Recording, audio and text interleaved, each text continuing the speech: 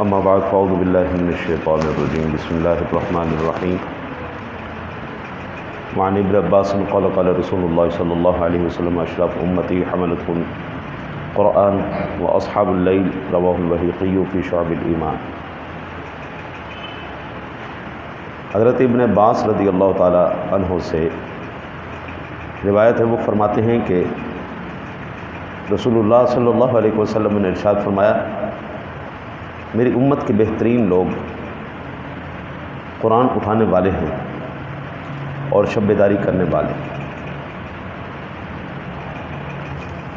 اکثر ہمارے معاشرے کے اندر یہ بات سنی جاتی ہے کہ قرآن حفظ کر لینے سے کیا ہوتا ہے جی، قرآن حفظ کر لینے سے کیا ہوتا ہے، ایم اے عربی پڑھ لینے سے کوئی فائدہ نہیں ہے۔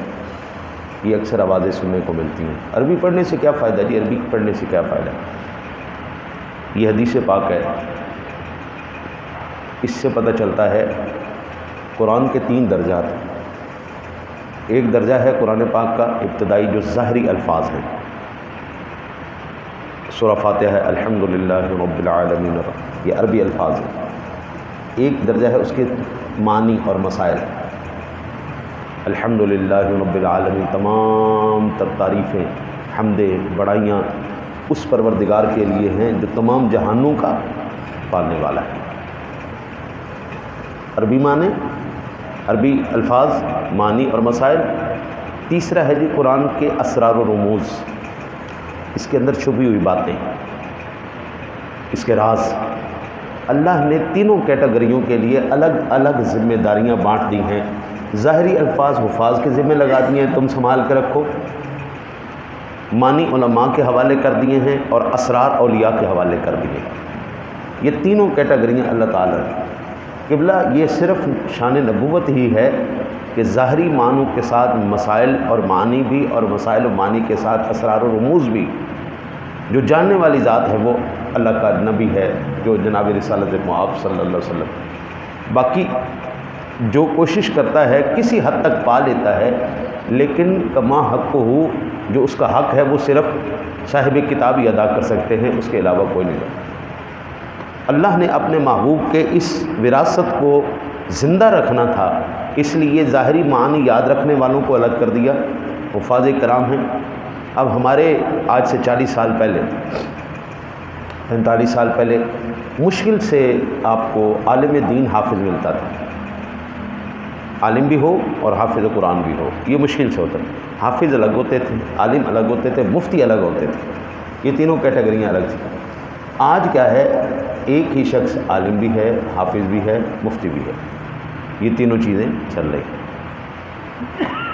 وہ جو لوگ تھے صاحب فن لوگ تھے، انہوں نے واقعتاً اس کا حق ادا کیا۔ آج ہمیں یہ چیز نظر نہیں آتی۔ سب کو ہمارے زمانے میں پی ایچ ڈی کا تصور ہی کوئی نہیں ہوتا تھا۔ کبھی شاذ و نادر کبھی سننا کہ بھائی یہ پی ایچ ڈی بندہ ہے، تو ہم بڑے غور سے دیکھتے تھے، کیا بات ہے جی، اس نے بڑا کمال کر دی۔ اب کوئی بھی محلہ گلی آپ کو ایسے نہیں ملے گی جہاں پہ آپ کو پی ایچ ڈی نہیں ملے گا۔ تو اس وقت کے یہ سارا کچھ سنبھالنے والوں کا، یا ایک ایک سنبھالنے والے، یا آج یہ اتنا زیادہ کرنے والوں کے اندر فرق کیا ہے؟ تو فرق ہمیں عمل کا نظر آتا ہے۔ اس وقت پی ایچ ڈی لوگ نہیں تھے، لیکن عمل والے لوگ تھے۔ اس وقت حافظ بھی عامل تھا، عمل کرنے والا تھا، عالم بھی عمل کرنے والا تھا، اللہ کا ولی بھی تقدیریں بدلنے والے تھے، لیکن آج ہمیں یہ چیز نظر نہیں آتی۔ علم تو بہت زیادہ ہو گیا، بہت زیادہ ہو گیا، عمل بیچ میں سے نکل گیا۔ یا یوں کہیں، علم اور عقل دونوں الگ چیزیں ہیں۔ جن کو اللہ دونوں چیزیں دے دے اس کی کیا بات ہے، اور جس کو صرف علم دے اور عقل چھین لے، وہ بیچارے ایسے دیوانے کی طرح، اس مال خلیے کے شکاری کی طرح، جو خود ہی اپنے تصورات اور تخیلات کے اندر قید ہے، اسی شخص کی طرح بیچارہ وہ گھوما پھرا رہتا ہے۔ دوسرا، اس حدیث پاک کے اندر فرمایا، اصحاب اللیل، تہجد کو اٹھ کر، رات کو اٹھ کر نماز پڑھنے والا، یہ بندہ اللہ کو بڑا پسند ہے۔ قرآن اٹھانے والے اور رات کو تہجد میں اٹھ کے نماز پڑھنے والے، یہ بڑے لوگ اللہ کو بہترین، بڑے پسند ہیں۔ دعا کرو اللہ تعالیٰ آپ کو اور مجھے بھی پسند فرما لے۔ اللہم صلی علی سیدنا محمد۔